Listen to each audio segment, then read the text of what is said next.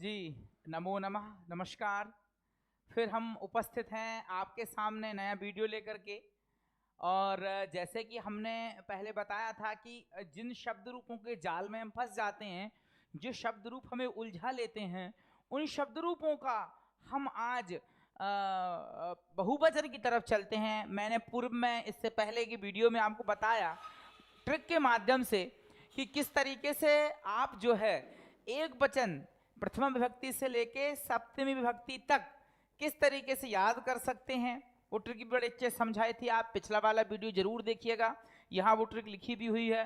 और द्विवचन के सारे शब्द रूप प्रथमा विभक्ति से लेके सप्तमी विभक्ति पर्यंत कैसे केवल एक लाइन, केवल एक ट्रिक के माध्यम से हम एकदम से याद कर सकते हैं। कभी भी हम पेपर में बैठे हैं तो बिना प्रेशर के हमें सब याद आ जाएं, नहीं तो पूरे मतलब सभी विभक्तियों में, सभी वचनों में रूपों को याद करना, वहाँ तत्काल याद आ जाना एग्जाम में थोड़ा कठिन होता है। तो आप सभी बच्चों के लिए हमने प्रयास किया है। तो आज हम चलते हैं बिना देरी किए हुए बहुवचन की ओर, जिसमें कि हम देखेंगे कि किस तरीके से एक ट्रिक के माध्यम से अकारांत शब्दों से संबंधित आप जो है इनका ज्ञान करेंगे और उस ट्रिक के माध्यम से सारे के सारे बहुवचन आपके सामने होंगे। जैसे कि आप देख रहे हैं यहाँ पर लिखा, जब शब्द रूपों को पढ़ेंगे तो प्रथम विभक्ति का एक वचन बनता है बालकः, द्विवचन बालकौ, फिर बालकाः। तो बहुवचन जो होता है थोड़ा सा कठिन पड़ जाता है क्योंकि वो लास्ट में आ रहा होता है। तो हमारा नॉर्मली लास्ट में ध्यान थोड़ी सी देर में जा पाता है। कई बार ये तो शुरू की याद हो भी जाए, लास्ट वाली गड़बड़ जाती क्योंकि एकदम सैम जैसे होते हैं। और फिर जो है द्वितीय विभक्ति तृतीय विभक्ति में कंफ्यूजन होता है और षष्ठी सप्तमी में कंफ्यूजन होता है। तो इसीलिए आपको एक ट्रिक दे रहे हैं जिससे आप इन सबको याद कर जाएंगे। वो ट्रिक क्या है? आनई एभ्या एभ्या आनाम एषु, है ना। तो इसको आप थोड़ा सा उससे करेंगे। जिस तरीके से अब हम देख रहे हैं कि हमारी जो ट्रिक है आ नई, शुरू में हमको क्या करना, आह आह आनई एभ्या एभ्या आनाम एषु। तो ये एकदम मंत्र के जैसे इसको याद कर लीजिए, एक लाइन के जैसे इसको याद कर लीजिए, आ नई एभ्या एभ्या आनाम एषु। तो इसको जब एक देख लेंगे आप तो आह शुरू में है, तो आह तो इसमें क्या था, बालकाः रामाः। प्रथमा विभक्ति के बहुवचन में बड़ा आ रहता है, लास्ट में विसर्ग रहती हैं, दो बिंदियां रहती हैं, रामाः, मोहनाः, कृष्णाः, बालकाः। तो इसलिए शुरू की ट्रिप क्या है, आह, है ना। यहां भी देख रहे होंगे आह, फिर आनई। तो आन है, आन के ऊपर आनई में आई की मात्रा है ना के ऊपर, तो आनई, तो आन आप उसको समझे, तो बालकान, तो आन, है ना। यहां भी देख रहे होंगे आन, इसमें जो आई की मात्रा है वो तो नीचे अलग आ जाएगी क्योंकि आनई, आन शुरू में हम बोल रहे हैं, फिर आई बोल रहे हैं, तो शुरू में हमें आन लेना है। तो आन, बालकान, रामान, है ना।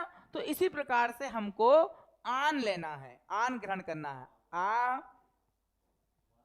हमने यहां पे देखा कि आनई, तो आन शुरू में लेना है केवल, आनई से आन हमने ले लिया, तो बालकान, रामान इस तरीके से हो गया। अब आई उसमें आई की मात्रा है, जैसे आनई में हम देख रहे थे आनई में आई की मात्रा है, वही आई की मात्रा ये आई की मात्रा तृतीय विभक्ति से जरूर पूछ ली जाती है। यहां थोड़ा सा जोड़ देना क्योंकि यहां पर तीसरे नंबर के वर्ड में आ रही है 1 2 3, तीसरे में ही मात्रा है, तीसरे के ऊपर मात्रा चढ़ी हुई हो, तीसरे को ही ध्यान देना है। आनई रामई है ना, बालकई है, मोहनई है। तो जो शब्द हैं पुल्लिंग वाले उसमें आपको देखना है आई। तो यहाँ पे आप देख रहे हैं कि हमने आई की मात्रा लिखी हुई, यहाँ भी दो मात्राएं आनई में चढ़ी हुई हैं, तो इन्हीं मात्राओं के आप तृतीय विभक्ति पहुंच जाएंगे। अब जब आप चतुर्थी विभक्ति और पंचमी विभक्ति जाएंगे तो दोनों में एभ्या एभ्या दो बार है, बालकेभ्या, रामेभ्या, मोहनेभ्या, है ना। इस तरीके से करके एभ्या एभ्या आना है इसमें। अब इसके बाद में जब चतुर्थी हो गई, पंचमी हो गई, अब षष्ठी की बारी आई, तो आनाम, है ना, जिसे कोई नाम नहीं, आनाम, आनाम एषु, है ना, एषु नाम होता है, तो आनाम एषु।